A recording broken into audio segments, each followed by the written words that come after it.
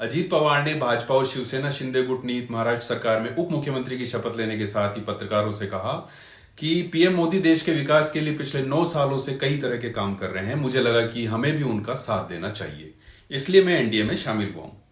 एकनाथ शिंदे ने कहा कि हम विकास के मुद्दे पर साथ आए हैं, जनता की भलाई के लिए ही तो हमने सरकार बनाई थी।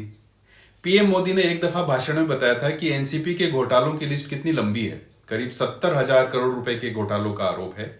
महाराष्ट्र स्टेट कोऑपरेटिव बैंक घोटाला, खनन घोटाला, सिंचाई घोटाला वगैरह। लिस्ट काफी लंबी है, फहरिस्त काफी बड़ी है। 13 साल में अजीत पवार को 5वीं बार डिप्टी सीएम का पद मिला है। सबसे पहले पृथ्वीराज चौहान की सरकार में वे डिप्टी सीएम बने थे। उसके बाद दोबारा पृथ्वीराज चौहान की सरकार में वे डिप्टी सीएम बने और उसके बाद देवेंद्र फडणवीस, उद्धव ठाकरे और अब एकनाथ शिंदे के नेतृत्व वाली सरकार में वे डिप्टी सीएम बने। उप मुख्यमंत्री का पद भी कितना रोचक है। संविधान में इस पद का कोई प्रावधान नहीं है। सीएम और मंत्रियों के पद जरूर होते हैं। उप मुख्यमंत्री का पद आंखें दिखा रहे अपने व्यक्ति को संतुष्ट करने का पद है। दूसरी पार्टी को गठबंधन में लाने का पद है। 2 पार्टियों को साथ जोड़कर सरकार चलाने का पद है। देवेंद्र फडणवीस थे, अब अजीत पवार भी हो गए। कर्नाटक में कांग्रेस ने डीके शिवकुमार को उप मुख्यमंत्री बनाया था। इस पद पर रहने वाला आदमी आखिर करता क्या होगा?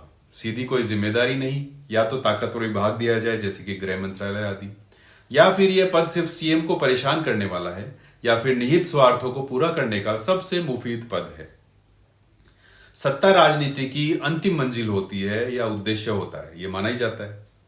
उसमें भी अगर केंद्र में जिसकी सरकार है उसी की राज्य सरकार में आप हिस्सा बन जाएं, तो इससे बेहतर कोई चीज नहीं हो सकती। कथित घोटालों में ईडी, सीबीआई की मार से बचे ही रहते हैं, और इतने घोटाले आपके नाम हों तो इसका मतलब है कि भ्रष्टाचार आपकी प्रकृति में है। ऐसे में सरकार रहकर आप और ज्यादा उर्वरक हो जाते हैं, प्रोडक्टिव हो जाते हैं। राजनीति जितनी राजनीति है उससे कहीं ज्यादा है कारोबार, यानी बिजनेस। फिर आपके दूसरे सारे बिजनेस को राजनीति का पावर, राजनीति की ताकत कॉम्प्लीमेंट करती है। यानी राजनीति और बिजनेस एक दूसरे का डेडली कॉम्बिनेशन है। दोनों का साथ चलना, दोनों में सफलता पाने की गारंटी है। पीएम मोदी पिछले दिनों बूथ मजबूत करने की बैठक में संबोधित करते हुए बता ही रहे थे कि दूसरी पार्टियां जो गारंटी दे रही है वो किस तरह की गारंटी है। राजनीति और बिजनेस सत्ता में रहकर किया जाए तो ये सुविधाओं का चरम है। ऐसा नहीं है कि इस सुविधा के लिए पार्टी में विभाजन या जिस विचारधारा का विरोध कर रहे हैं उसी से जा मिलना कोई पहली बार हुआ है या कोई एक दल कर रहा है।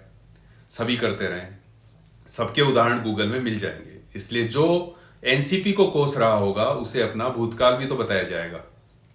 अब 2024 में लोकसभा का चुनाव होना है, जाहिर है ऐसे दृश्य अभी और नजर आएंगे। भाजपा ने इसकी शुरुआत कर दी है। बिहार में जीतना राम मांझी का प्रश्न हुआ ही था, अभी वहां भी बड़ा खेल हो सकता है। नीतीश कुमार कैसे कितनी बार सत्ता बनाए रखने के लिए दोस्त बदलते आए हैं। कांग्रेस ने खुद उद्धव की शिवसेना के साथ सरकार बनाई है, जबकि शिवसेना की विचारधारा को जीवन भर उन्होंने कोसा है। खैर, अजीत पवार ने दोपहर 2:30 बजे शिवसेना के एकनाथ शिंदे की सरकार में डिप्टी सीएम पद की शपथ ली।